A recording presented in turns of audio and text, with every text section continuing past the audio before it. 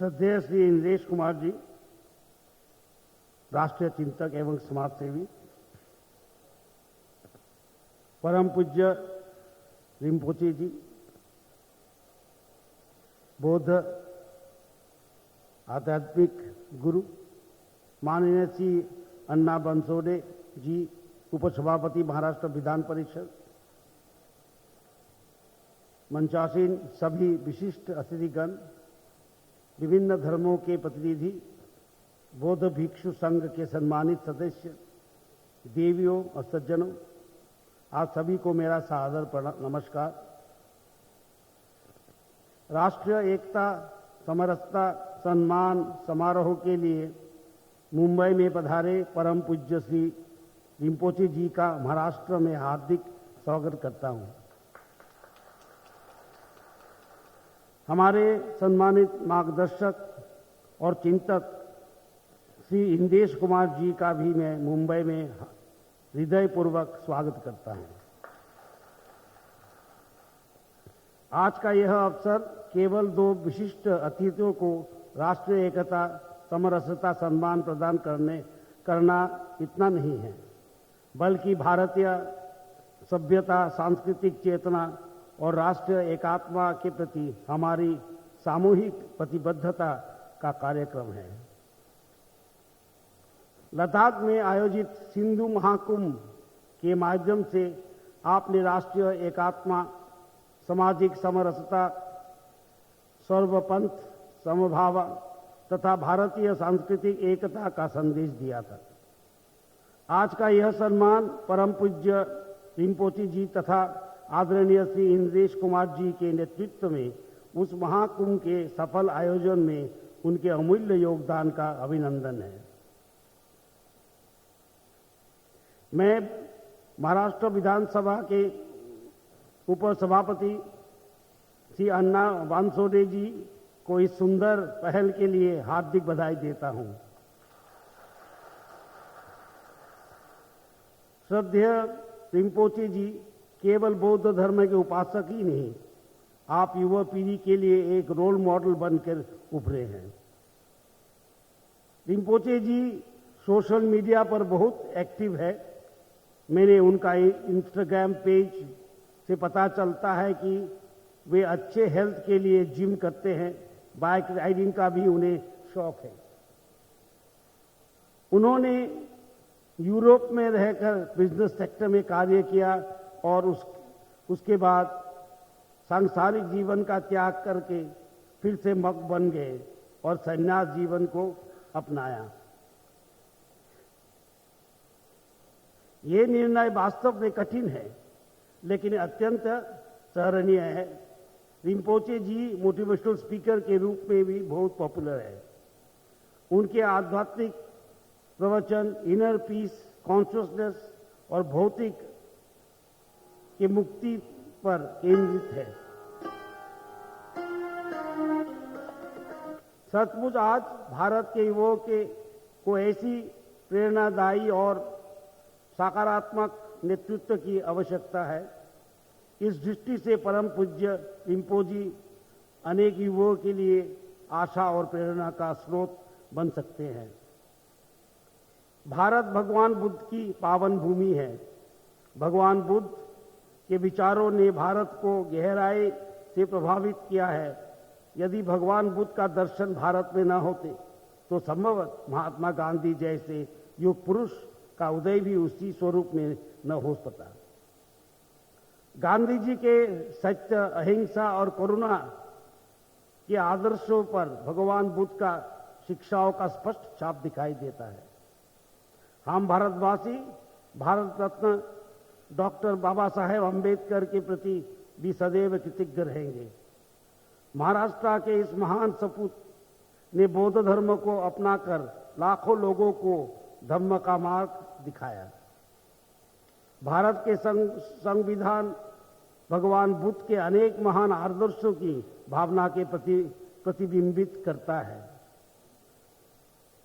संविधान में निहित सामाजिक न्याय, समान अवसर और प्रत्येक नागरिक की गरिमा की रक्षा का संकल्प उन मानवीय मूल्यों के अनुरूप है जिनका संदेश भगवान बुद्ध ने विश्व को दिया था।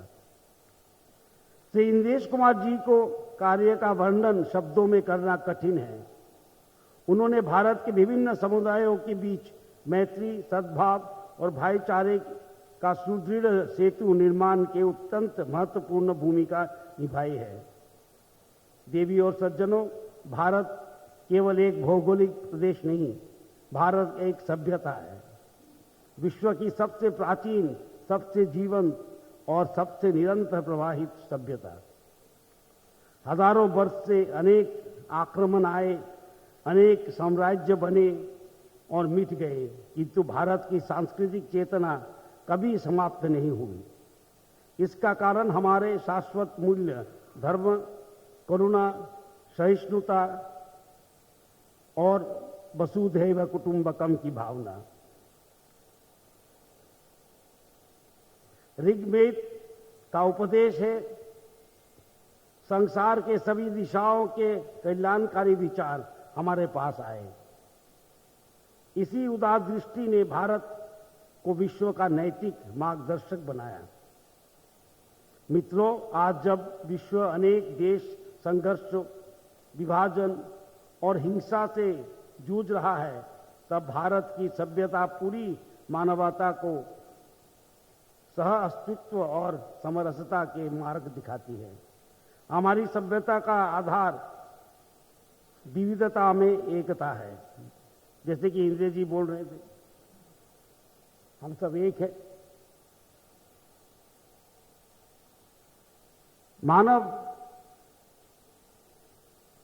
मनुष्य का चरित्र अलग अलग होता है, भाषा अलग अलग होता है, धर्म अलग अलग। इंग्लिश में बोलते हैं there are differences in human beings regarding the religion, regarding the country, regarding the language, but humanity is one. Human beings may differ, but humanity is one. इसको हम बोलते हैं क्या? Integral humanism.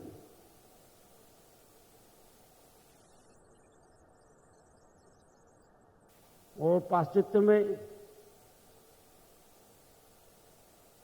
से हमारा थोड़ा दूर है, हमारा संस्कृति, हमारा जो सभ्यता थोड़ा सा दूर है। हमारे जो युद्ध हुआ भारतवर्ष में, कभी संपत्ति के लिए वो युद्ध नहीं हुआ, किसी को कॉलोनी बनाने के लिए युद्ध नहीं हुआ।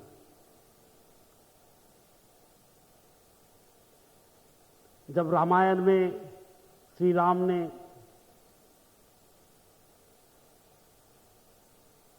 युद्ध किया, विजयी हुए, उसके बाद लंका में प्रवेश किया। लक्ष्मण, विभीषण, हनुमान अपना सेना लेके लंका में प्रवेश किया। और तब लक्ष्मण ने पूछा, हम क्यों वापस जाए अयोध्या में? लंका तो स्वर्णिम है, स्वर्ण से बनाया हुआ लंका छोड़ के हम क्यों वापस आए अयोध्या में? हमने तो युद्ध जीता है, विजयी है हम। तो श्री राम ने देशभक्ति का पहला श्लोक बताया, जननी जन्मभूमिश्च स्वर्गादपि करियसी। मेरा जन्मभूमि स्वर्ग से भी सुंदर है। That was the first concept of nationalism. जननी जन्मभूमिश्च स्वर्गादपि करियसी। और स्वर्ग बनाना है तो आगे चलना है।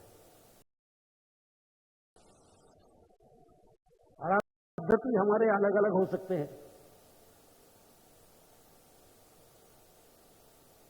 जैसे इंद्रजीत ने कहा था, भगवान एक है, भगवान एक है।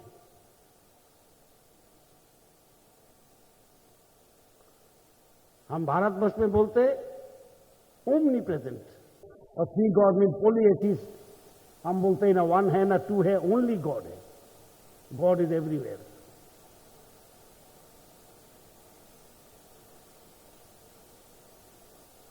And that's why we say human beings can differ in language, in appearance, in the ways of life, but humanity is one.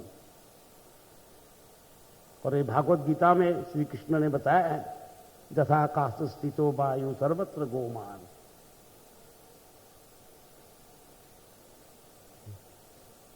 वायु जैसा हूं, हर जगह में रहता हूं। तो भारत की संस्कृति विश्वास करती है क्या? ओनली गॉड, सब में है, सब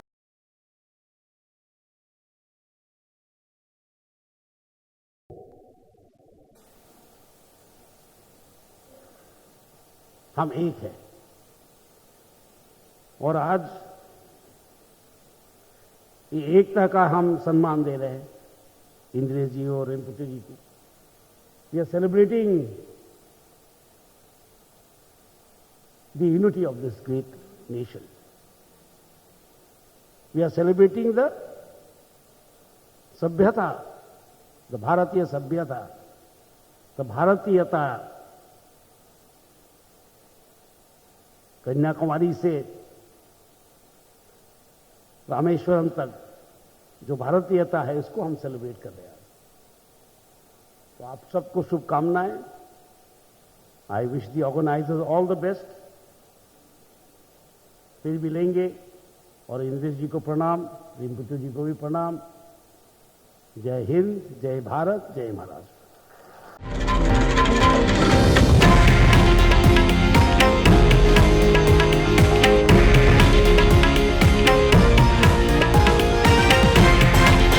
हे आहे देशातील नंबर 1 न्यूज नेटवर्क आणि आपण पाहत आहात TV9 मराठी, एकमेव।